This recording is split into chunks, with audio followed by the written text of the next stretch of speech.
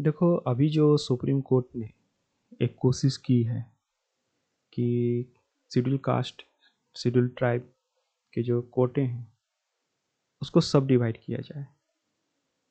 ये एक्चुअली कोई नई बात नहीं है। फ्रॉम द बिगनिंग जब आप देखो कि बाबा Saheb Ambedkar round table conference में इस बात को रखते हैं कि दलितों को कभी भी हिंदुओं ने अपना अभिन्न अंग नहीं माना, उनका उन्होंने शोषण किया। और उस समय जो जाति जनगणना हुई थी शायद 1932 में, उसमें बहुत सारे शेड्यूल कास्ट को उन्होंने रखा कि देखो ये जो वर्ग है ना, इस वर्गों को इन्होंने कभी भी अपना नहीं माना, इनका इन्होंने जी तोड़ शोषण किया है। मतलब मानवीय जो एक सीमाएं हैं, उस सीमाओं से बहुत ज़्यादा तुच्छ हो करके शोषण किया गया। और वो शोषण आज भी जारी है। ऐसा नहीं है कि आप हर महीने हर दिन आपको ऐसी घटना नहीं सुनते जिसमें दलितों के साथ, चाहे वो पढ़े लिखे हों, गरीब हों, अमीर हों, बहुत अच्छे पदों पे हों, उनके साथ शोषण नहीं होता। तो जब सेपरेट इलेक्टोरेट मिल गया था तो उस समय गांधी जी ने अपनी नाराजगी दिखाई थी एज ए हिंदू कि देखो हमारे हिंदू जो सवर्ण वर्ग हैं वो भटके हुए हैं, वो इस बात को नहीं समझते कि हम सब एक हैं। तो आप ऐसा करो कि ये सेपरेट इलेक्ट्रोड का जो मामला है उसको ख़त्म करो और हमारे साथ आ जाओ, हम आपको रिजर्वेशन देंगे। उसके बाद ही ये सारे रिजर्वेशंस की बात हुई। तो ये सामाजिक आधार पे था। गांधी जी ने कहा कि हमारे लोगों का हृदय परिवर्तन होगा। अब ये हृदय परिवर्तन होगा, उसके कुछ पैरामीटर्स तो होनी चाहिए। तो अंबेडकर ने एक बुक लिखी थी एनिहिलेशन ऑफ कास्ट, जिसमें उन्होंने बताया था कि क्या क्या पैरामीटर्स हैं जिससे कि जाति व्यवस्था को ख़त्म की जा सकती है। जिसमें एक बहुत ही इंपॉर्टेंट था इंटरकास्ट मैरिजेज। अब जिस प्रकार से सोसाइटी बदल रही है उसमें मैरिजेस का तो उतना बड़ा रोल रहता नहीं है। तो आप कह सकते हो इंटरकास्ट रिलेशंस हैं, इंटरकास्ट मैरिजेज हैं। लेकिन भारत में फिर भी अभी मैरिजेस के तो लगभग आप देखो कि 100 में से 95 से 96% लोग मैरिज कर ही रहे हैं। तो सोसाइटी में एक बहुत बड़ा इंपॉर्टेंट रोल प्ले करता है। और भारत में अब हर जगह देखो ना तो दामादगिरी चलती है। दामादगिरी का अर्थ आप ऐसा समझो कि अगर ये मेरे वर्ग का होने वाला दामाद है तो हम अपने वर्ग को ही, क्योंकि आपको शादी तो अपने कास्ट में करनी है, क्योंकि ऐसा प्रचलन आपने बना रखा है और आपने सारी व्यवस्थाएं भी उस तरीके से कर रखी है। आर्थिक एक पहलू है, लेकिन आर्थिक पहलू जो है ना वो एक फैक्टर है, बहुत ही एक फैक्टर। और आर्थिक पहलुओं पे काम करने के लिए सरकारें हैं, सरकार की नीतियां हैं। लेकिन जो ये सामाजिक पक्ष है ना, इस सामाजिक पक्ष को सुधारने के लिए जो वर्ग का शोषण हुआ है उसको भी वो शक्ति देनी पड़ेगी आपको। और वो शक्ति देने के लिए रिजर्वेशन आई थी, जिसका जो ग्राउंड है ना वो सामाजिक है, अनटचेबिलिटी। राइट। अनटचेबिलिटी का मतलब सिर्फ ऐसा नहीं कि आपने छुआछूत, मानसिक रूप से, शारीरिक रूप से और आध्यात्मिक रूप से जो छुआछूत है वो सामाजिक छुआछूत, वो आध्यात्मिक छुआछूत, वो दैहिक छुआछूत, उन सबसे मुक्त जब तक ये नहीं हो जाते तब तक आपको रिजर्वेशन रखनी पड़ेगी। अगर आपको लगता है कि इस सेंस में रिजर्वेशन इटर्नल हो जाएगी तो होने दो इटर्नल। आपको कोई अधिकार नहीं है इसके साथ छेड़छाड़ करने का, सब कैटेगराइजेशन करने का तो कोई अधिकार ही नहीं। और सबसे बड़ी बात कि सब कैटेगराइजेशन कौन लोग कर रहे हैं? वो लोग कर रहे हैं जिन्होंने कभी भी इस दंश को झेला नहीं, कभी भी उस परिवेश में अपने आप को रख करके देखा नहीं, है ना। जब आप काउंटर रिवोल्यूशनरी राम कृष्ण की पूजा करते हो, उसकी मूर्तियां बनाते हो, उसका आडंबर पूरा रचते हो, क्योंकि उन्होंने वर्ण व्यवस्था को संरक्षण दिया, तो सोचो वो पढ़े लिखे वर्ग जो है उसके साथ क्या बीतती होगी। क्योंकि वो समझ रहा है इस बात को कि देखो यही वो लोग हैं जिन्होंने इस पूरी संरचना को, शोषण की जो जातिगत शोषण है, जो जातिगत व्यवस्था है, अस्पृश्यता है, इन सबको इन्होंने ही गढ़ा है। तो वो जो हर कोने में, हर कण कण में भारत के आपने फैला रखा है, वो जब तक नहीं मिटती तब तक आप इस सामाजिक आधार को आर्थिक आधार दे करके हटा देने का निर्णय जो कर रहे हो, ये एक तरह से पूरी तरह से अमानवीय है। अमानवीय, है ना। जितना कोई अगर एक इंसान की जिस दिन इंसान को निगल जाए जिंदा, वो जितना अमानवीय, उससे भी गहरा अमानवीय ये कृत्य है। इस बात को समझना होगा आपको। अगर आप नहीं इस बात के लिए तैयार हो तो कोई और प्रावधान निकालो। लेकिन इस बात को तो आपको समझना होगा ही होगा, है ना। अब जब बात है हिंदुत्व कॉन्स्पिरेसी, तो सीधी सी बात है कि भारत में हिंदुत्व कॉन्स्पिरेसी चल रही। जो लोग मानते हैं कि हमारी जो सोसाइटी है, हमारी जो फिलॉसफी है, हमारा जो दर्शन है वो बहुत ऊंचा है, लेकिन आपके दर्शन तो आपके समाज में परिलक्षित जब तक नहीं हो तब तक वो महान नहीं है। जैसा अभी आप वेस्टर्न सिविलाइजेशंस को देखें, वहाँ पे इक्वालिटी है, जेंडर इक्वालिटी है, रेसिज्म नहीं है, दे सपोर्ट।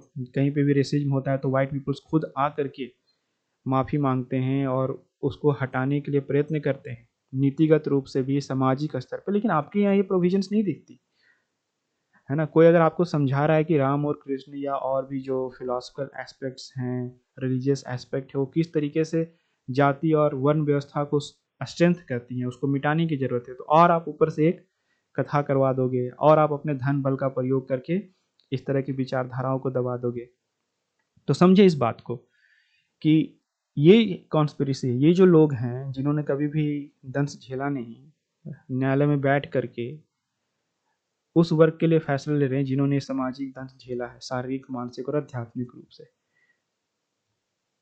तो ये बिल्कुल नहीं होना चाहिए, है ना। अगर ये हुआ तो ये एक तरह से भारत को तोड़ने का कार्य होगा, है ना। ये इतिहास में सभी इस बात को समझेंगे, क्योंकि देखो पढ़ा लिखा युवा है, और वो इसलिए नहीं, अभी भी देखो अब दलितों के जीवन में जो बदलाव आ रहा है उसमें कहीं भी सवर्णों का रोल तो नहीं है, कम से कम तिलक तराजू का तो रोल नहीं दिखता।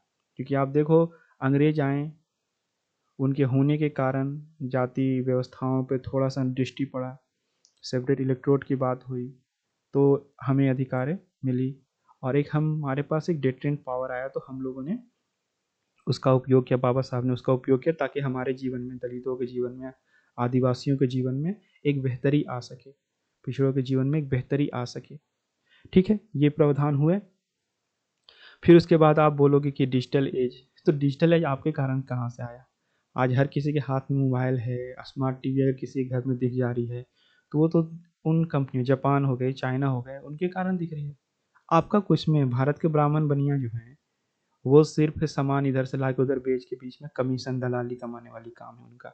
कोई टेक्नोलॉजिकल अचीवमेंट उनकी नहीं है, अभी भी नहीं है ना। और आप कहोगे कि ये इन्फॉर्मेशन एज आ गया, लोग इतने एजुकेटेड हो रहे हैं, तो ये जो प्रॉबिलिटीज खुली है, जैसे यूट्यूब हो गए और जो सोशल मीडियाज हो गए, हमारी बातें करने वाले लोग भी अब सोशल मीडिया पे हैं, क्योंकि जो मीडिया वर्ग है उसमें भी तो 99% आप ही लोग बैठे हैं जो खुद को सवर्ण, सो कॉल्ड सवर्ण कहते हैं, लेकिन चरित्र में कोई स्वर्ण जैसी चमक नहीं है।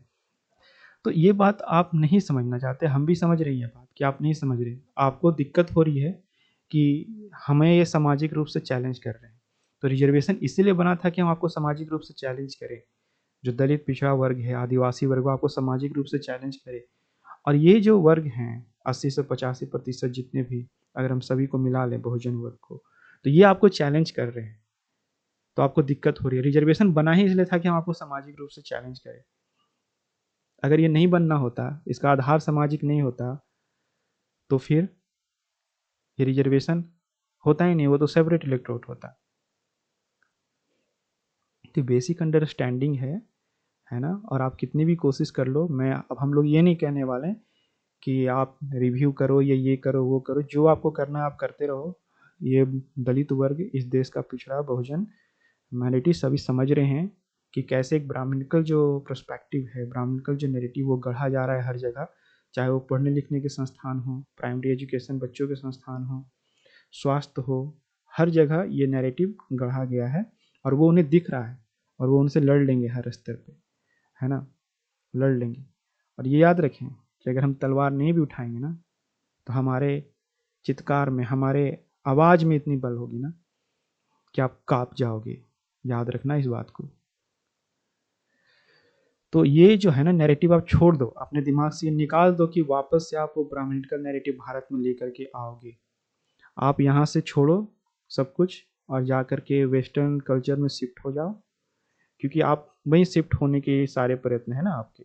आपने पूरा देश को तो वैसा ही बना रखा है कि हमारे लोग पढ़े लिखे और वेस्टर्न सोसाइटीज़ में, डेफिनेटली वेस्टर्न सोसाइटी बेटर है आपसे, क्योंकि वो अपने यहाँ इक्वालिटी है, हर तरह की चीज़ें हैं, भ्रष्टाचार कम है। और आपने यहाँ 70-75 साल रूल करके क्या किया? भ्रष्टाचार को बढ़ावा दिया, प्राइमरी एजुकेशन आपके यहाँ अच्छी नहीं है, स्वास्थ्य सेवाएं अच्छी नहीं है, तो ये सब इंटेंशनली होता है।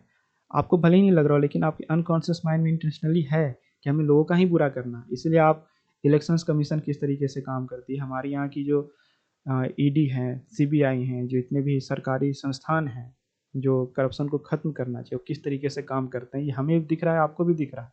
आपकी आवाज़ उस पर तो नहीं निकलती।